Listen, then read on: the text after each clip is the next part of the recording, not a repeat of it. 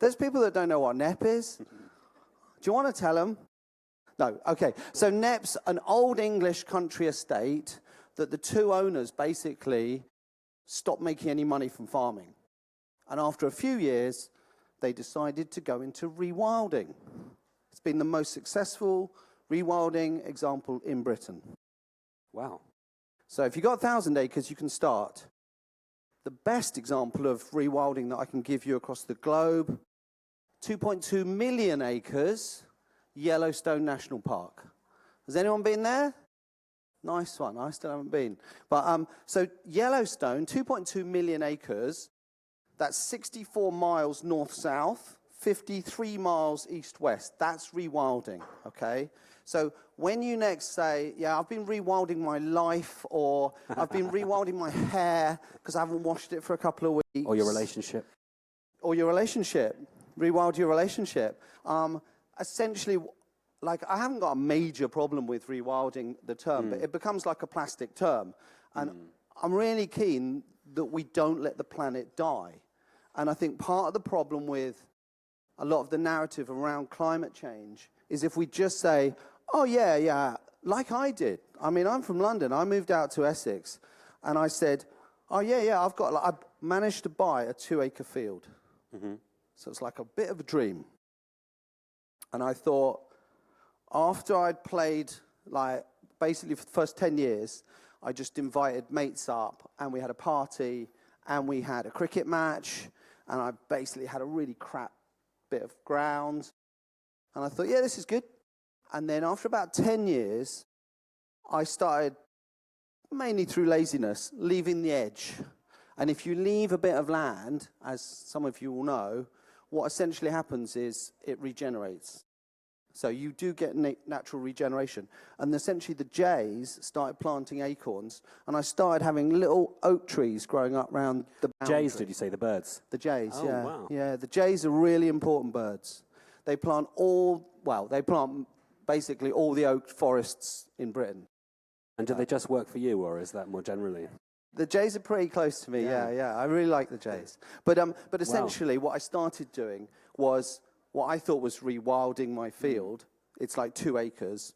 And then I got a couple of experts over, like a mate of mine who's, nature conservation, worked for Natural England for 30 years.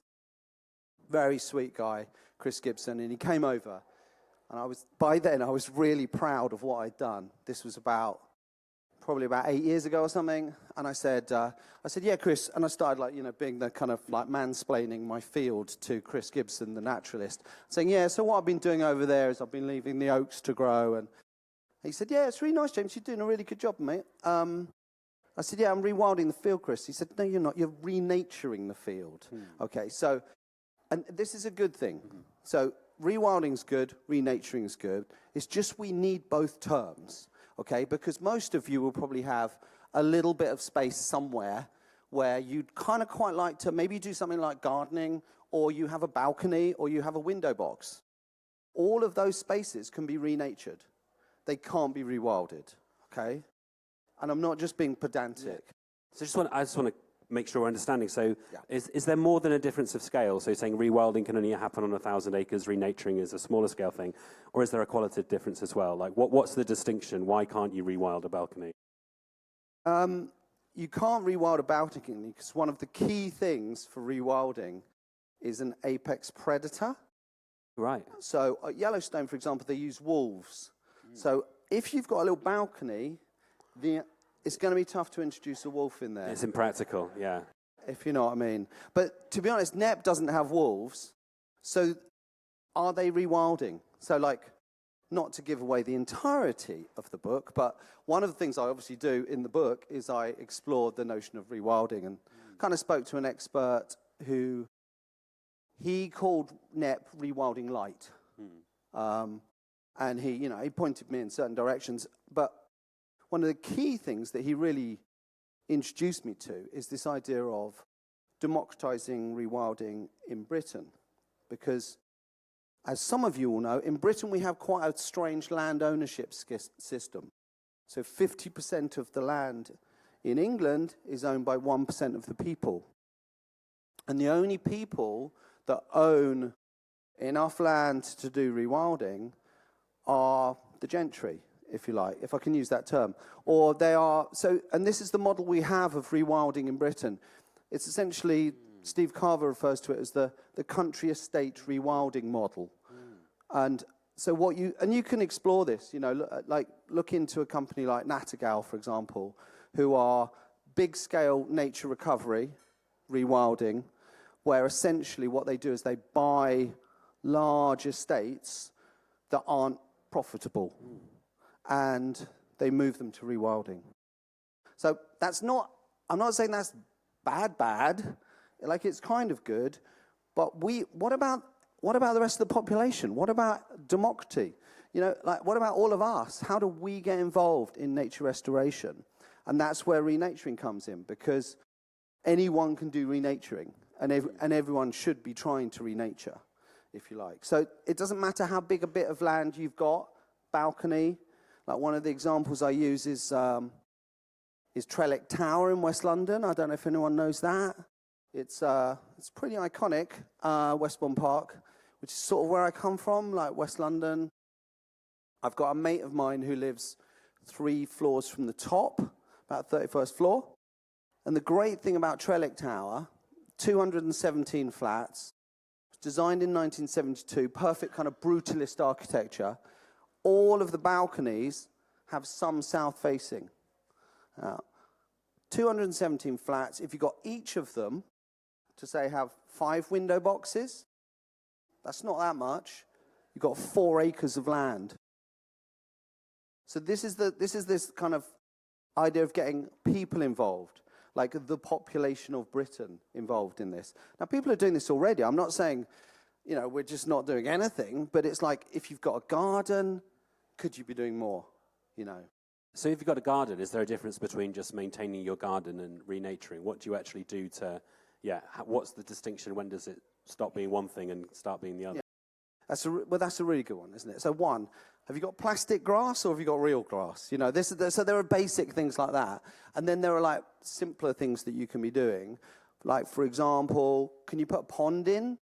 Like or a little bit of water. Like my mate who's in 3 floors off the top at Trellick Tower, I'm persuading him to upcycle a washing up bowl. And I think I heard this earlier today. Like upcycle a washing up bowl, stick it outside, put some twigs around it, put a little slopey thing on it so that the frogs can get in and out. And I'm going to be interested to see what he gets, like 31 floors up on Trellick Tower. But like anywhere, you know, give some water, maybe leave some nettles if you've got a garden, you know, so that the butterflies can survive, that kind of thing. Okay, great. And so when you renatured your field, how did it go? What was the journey of that, and what were the challenges of it? Yeah, okay. So as I confessed, I am from London, and I'm not a proper country boy, if you like, but I've been living out in Essex now for like 25 years, so I've learned some of their ways. So, for example, I brought this. This is the kind of like tool they have out there. Medieval claw. Is it the 15th century in Essex still? Sometimes it feels like it, if you know what I mean. Yeah, so I've actually brought a scythe with me, but I just left it in the green room because I thought it looked just too vicious, do you know what I mean? So this is what I call the claw. And one of the things that I had to do in the field is it was basically just like, it had been used for like, I don't know, it had the horses on it or something, so it's just rubbish pasture. So it's just grass growing up to there. And obviously, initially, I thought, that's brilliant, I'm rewilding. What you want to do is you want to get rid of all that grass, you want to tear down the nutrient level of the field, and then rip it up with one of these by hand, okay? Tearing up spaces, essentially, getting the earth so that you can put seed on it. And then you put, like, yellow rattle seed, which then opens things up, because that parasitizes the grasses. Then you can get your wildflower seeds in, and you're welcome to come and visit. And the oxeye daisy is just coming out, the ragged robin's coming out. It's just looking amazing now.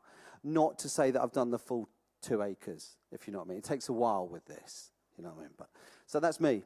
So the kind of renaturing technique, does it kind of lend itself to kind of dare I say it, slightly retro practices, or ones where it's not industrialized. You can't do it on a big scale. You've got to do it by hand. You've got to do it in a kind of more local, human way. You can't just go in there with a tractor and churn up the grass, or can you? I'm just thinking about, You can. Obviously, if I had 400 acres, I'm not going to use that. Yeah. But in 2 acres, that's gonna cope with me.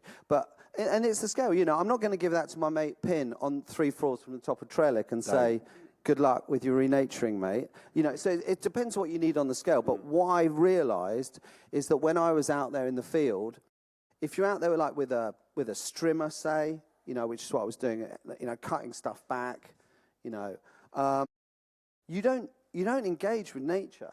You're just creating this noise, and often you're just burning petrol. So kind of partly what you're trying to do is, you're going against it. So that's why the scythe is this fantastic tool, because I don't know, has anyone done No Mow May, for example? Anyone engaged in that? Good, that's brilliant. No Mow May is a really good thing, okay?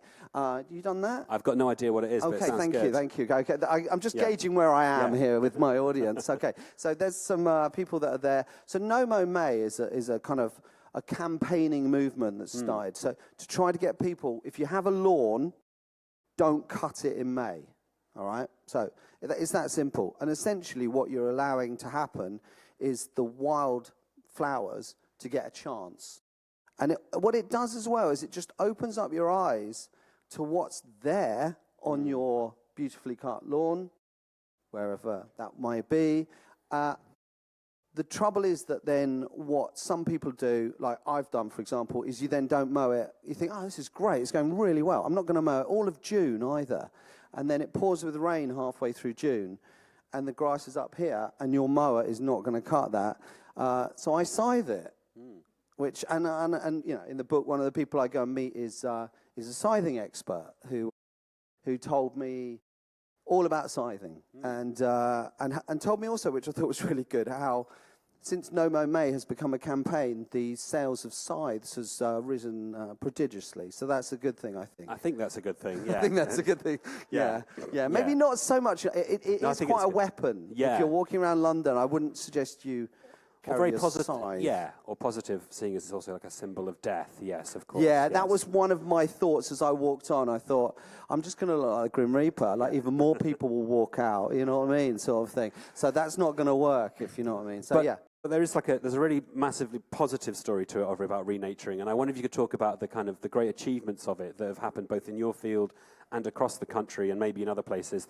What have been these really encouraging, positive stories about the kind of species and animals that have returned to areas and that have obviously given that kind of vividity of life? Yeah, thanks. Back. I think to be honest, that's genuinely that's the only reason I wrote the book, because I teach what we call wild writing at the University of Essex, and I teach one of the modules I teach is called Climate Emergency, which I think I'm going to have to change the title of it. The whole debate about climate is just really depressing, and the students I get are amazing, but no human can operate without hope. That's the kind of truth of it. And so I had to say that I kind of had to make the driving narrative of the book about hope. So some of the things that I did was go and see hopeful renaturing projects. For example, I went to a little village in Essex, Finchingfield. If you get a chance, do go. It used to get voted Village of the Year, that kind of thing. Beautiful village, really lovely. And then what happened is they used to get flooded, really bad floods. And then in 2019, they introduced 2 beavers on a small bit of land, okay? A little stream. So one of the bits in the book is about me going there the day after the hottest recorded day in English history. So the ground's just like now, it was just concrete. And I went to this enclosure, because the beavers at that point still had to be enclosed. It was just like walking into Eden. It genuinely was just verdant, water everywhere, everything growing. And obviously the beavers were asleep because they don't come out until night. But it was just an amazing experience. So that's the kind of thing where you get hope. And where I grew up in West Ealing, one of the is where Two Beavers been introduced, the first introduction in London. So if you're in London, go on a tour with, I think it's Ealing Wildlife Trust, isn't it? He says, pointing to the Wildlife Trust people. It is, definitely, I'm sure. So that's a really good way. And even recently, politically, we've moved that forward so that it's much more acceptable now to kind of put a couple of beavers where there's a small stream. And Finchingfield now doesn't get flooded, so there's positive human stuff as well. Yeah. Cheaper than a flooding dam, a beaver. I thought you were raising your hand there, but you're actually just doing some elaborate sewing. Yeah, no, great stuff. Really nice. I was trying to work. That's really nice. Yeah. Does anyone have? We've just got a few minutes left. Does anyone have some questions for James about renaturing?